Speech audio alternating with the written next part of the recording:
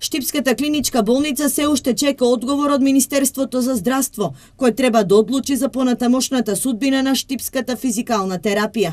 Со владина одлука во 2014-та, овој објект е даден во владение на ресорното министерство и Штипскиот универзитет, со што се ускратува можноста болницата да врши реконструктивни зафати, изјави денеска директорот на најголемиот здравствен центар во источниот регион. Слописо, барам кој ќе го тоа реновира или реконструира или да ни се врати во владение. Јас денеска ново писмо ќе барам, ја телефонски се слушна со министерот, ново барање да ни одобрат или да одлучат дали они ќе реновират, дали сулга да ќе контактират или ќе ни го вратат нас у владение. Одлуката ќе си биде нивна.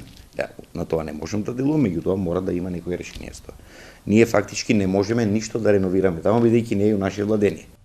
За целосна реконструкција на едно од најфреквентните оделенија каде што дневно се лечат и прегледуваат над 160 пациенти, потребни се околу 2 милиони евра.